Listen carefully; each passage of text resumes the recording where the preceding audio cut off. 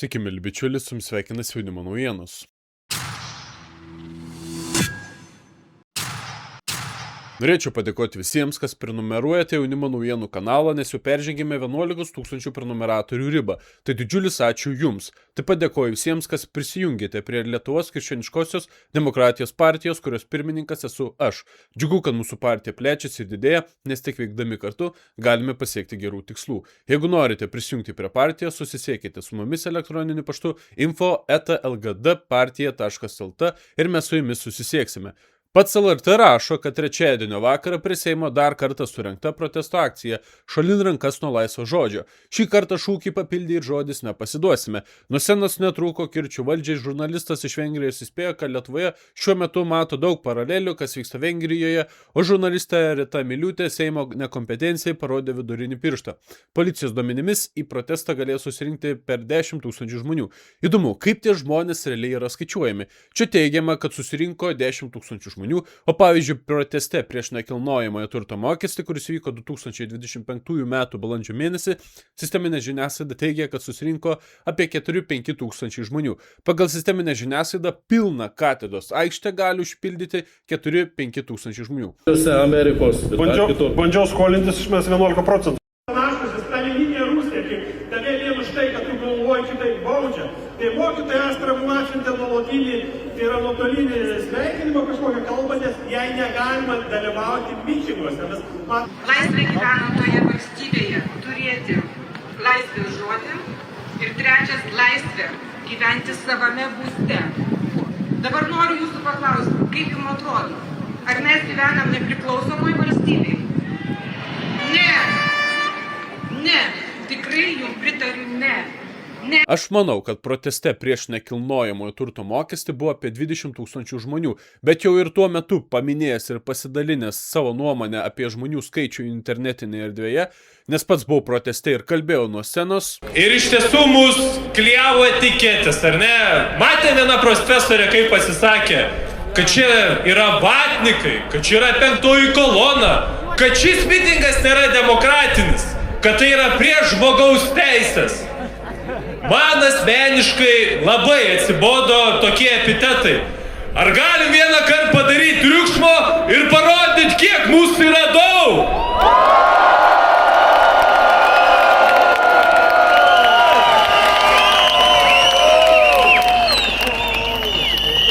Gavau apribojimų iš Facebook, nes mane patikrino vadinamasis melo detektorius iš Delfi ir teigė, kad turėčiau netikėti savo akimis, nes žmonių tikrai buvo mažiau. Kaip bebūtų, visada pasitikėsiu savo akimis, o ne sisteminės žiniasklaidos kliedesiais. Todėl puikiai suprantu, kaip sisteminė žiniasklaida moka dauginti protestuojančiųjų skaičių, o kai reikia, sugeba jį puikiai dalinti. Pasižiūrėkime Ritos Miliūtės kultūros pasididžiavimo ženklų ir aukščiausių pasiekimų, kuris iš tiesų yra itin žemos kultūros gestas. Aš žiūriu į Seimą ir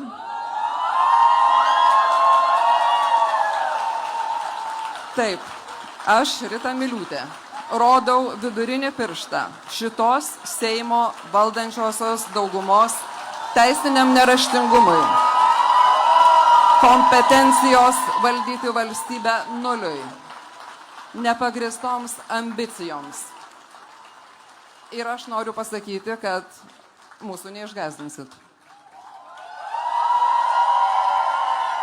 Aš tikiuosi, kad jūs mums ir toliau padėsit. Įdomu tai, kad Vilniaus apskrities policija gavo 2 pranešimus dėl laidų vedėjos Ritos Miliūtės per protesto mitingą parodyto vidurinio piršto Seimo atžvilgių. Valdantieji pasmerkė tokį elgesį, pavadino jį neetišku. Pasižiūrėsime, kaip reaguos policija ir ar įstatymai galioja visiems. O štai ryškėja tikrieji tikslai kovotojų už laisvą žodį. Jie tiesiog nori dalyvauti rinkimuose. Pakelkime orumo ir pagarbos kartelės ir pradėkime ruoštis rinkimams. Pirmieji rinkimai yra savivaldybių. Ten galime padaryti pokytį. Tačiau vėlgi esminis klausimas, o kas puola laisvą žodį? Atvirkščiai, dabar matome, kad LRT egzistuoja tik vienas požiūris ir viena tiesa apie įvykius. Galime tik prisiminti, kokios sparnuotos ir diskriminacinės, švelniai tariant, kalbos sklido iš LRT vadinamosios pandemijos metu, kai studijoje buvo užduodami klausimai, ar reikėtų neskiepytų suaugusių gyvenimą paversti pragaru, uždraudžiant viską, įskaitant lankymasi maisto prekių parduotuvėse. Pažiūrėkime, ką sako moksleivių tėvai, ar reikėtų neskiepytų suaugusiųjų gyvenimą paversti pragaru, uždraudžiant viską, įskaitant lankymasi maisto prekių parduotuvėse. Ir turime labai aiškius atsakymus. 5 iš 10 sako, kad taip, kiti 5 sako, kad ne. Tai būtent LRT reikia išlaisvinti nuo nuomonių įvairovės suvaržymo ir vienos tiesos skleidimo, vienų politikų šlovinimo, o kitų juodinimo. Pasiklausykime Seimo nario Rimo Jankūno kalbos iš Seimo tribūnos, kurioje jis kritikuoja vėliavų išdėstymą ir norėtų, kad Seime matytųsi aiškiai Lietuvos trispalvė, kas yra labai logiškas noras, juk Lietuvos Seime ir turėtų būti Lietuvos vėliava, bei kalba apie klimato kontrolės įstatymo absurdus. Aš pasislinksiu į dešinę, kadangi man nemalonu už nugaros matyti raudoną mėlynas spalvas, kaip Lavrovas. Aš noriu, kad už nugaros būtų Lietuvos trispalvė. Ir aš kalbėsiu tik apie vieną fragmentą, apie klimato kaitos kontrolės įstatymą. Aš galvoju, nuo kuo mes užsiimam. Mums nereikia svarstyti tokių įstatymų keitimų, mums reikia galvoti, kaip juos panaikinti lauk. Kodėl tokius projektus mes svarstom ir tuo užsimam? Europos Sąjunga išmeta 6% pasaulio išmetamųjų dujų. 6%. Mes tuos 6% reguliuodami tikimės paveikti klimato kaitą. Sutikime, čia panašu į anekdotą. Visų tų klimato kaitos kontrolių rezultatas per paskutinius 35 metus Europos Sąjunga sumažino dujų emisijas 35%. Cituoju Jungtinių Amerikos valstijų nacionalinę saugumo strategiją. Nuo 1992 iki šios dienos ES BVP dalis pasaulio BVP sumažėjo nuo 25 iki 14%. Kitaip sakant, tokie klimato kaitos įstatymai yra ne klimato kaitos įstatymai, o Europos deindustrializacijos įstatymai. Iš to laimi tik BRICS valstybės. Pasižiūrėkime į žinyną, kas daugiausiai išmeta dujų pasaulyje. Ir bus aišku, kas laimi nuo tokių įstatymų. Tai didžiausias laimėtojas yra Kinija 30%, Jungtinės Amerikos valstijos 8%, Indija 8% ir Rusija 5%. Štai kam dirba tokie įstatymai. Aš siūlau susilaikyti nuo visų klimato kontrolės nesąmonių, mesti į šiukšlyną ir netęsti tų projektų nagrinėjimo, kuriuos parengė neaišku kas ir neaišku kokiu tikslu. Generalinė prokurorė Nida Grunskienė ketvirtadienį išsiuntė kreipimąsi Seimui, prašydama panaikinti Demokratų sąjungos vardan Lietuvos pirmininko parlamentaro Sauliaus Skvernelio teisinę neliečiamybę. Tyrimo metu buvo gauta duomenų apie galimą politiko kyšininkavimą. Politikas figūruoja ikiteisminėme tyrime susijusiame su buvusiu valstybinės augalininkystės tarnybos vadovų, darbuotojų ir kitų asmenų korupcinėmis veikomis. Teisėsauga vasario mėnesį Sauliaus Skvernelio ir buvusio konservatoriaus Kazio Starkevičiaus namuose bei kabinetuose atliko kratas, tuomet nutarta politikus apklausti specialiaisiais liudytojais.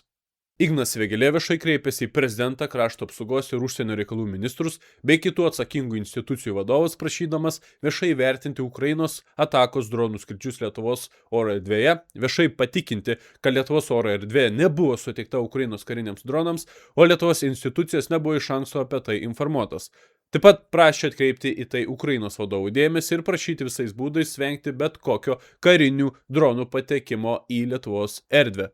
Gerbiami Seimo nariai, šiaip kreipiuosi šituo pareiškimu į Lietuvos Respublikos prezidentą, į krašto apsaugos ministrą ir į mūsų Seimo nacionalinio saugumo ir gynybos komiteto narius. Šių metų kovo 23 dieną Varėnos rajone Lavysos ežere į Lietuvos teritoriją įskrido ir sprogo bepilotis Ukrainos orlaivis. Ukrainos orlaiviai nukrito Estijoje Pietų Estijoje, Latvijoje, rytinėje Latvijos dalyje ir Suomijoje net 3 dronai panašių laikų.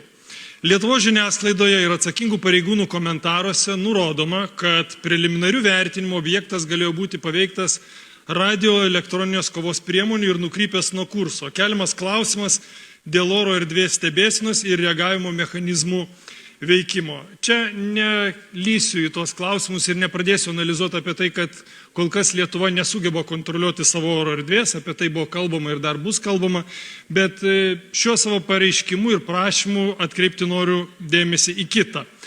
Lietuvos kariuomenė išplatina pareiškimą iš karto po to, kad Ukraina siekdama trikdyti Rusijos karinius ir ekonominius pajėgumus Sankt Peterburgo srities jūrų uostuose atakuoja Rusijos teritorijoje esančius strateginių ir reikšmingus objektus, naftos saugimo, perpylimo bei kitus infrastruktūros objektus.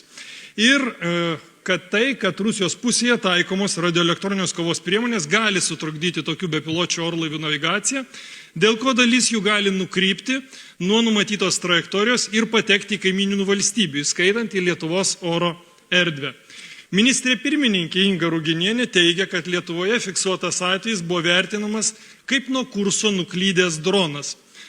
Atkreipiu dėmesį, kad karinių veiksmų metu bepiločių orlaiviui patekus į Lietuvos Respublikos oro erdvę, net jei tai atsitiko netyčia, o dėl techninio gedimo, navigacijos sutrikimo ar radioelektroninės kovos poveikio, toks patekimas į mūsų oro erdvę savaime nelaikomas teisėtų ir nepanaikina paties oro erdvės pažeidimo teisinio pobūdžio.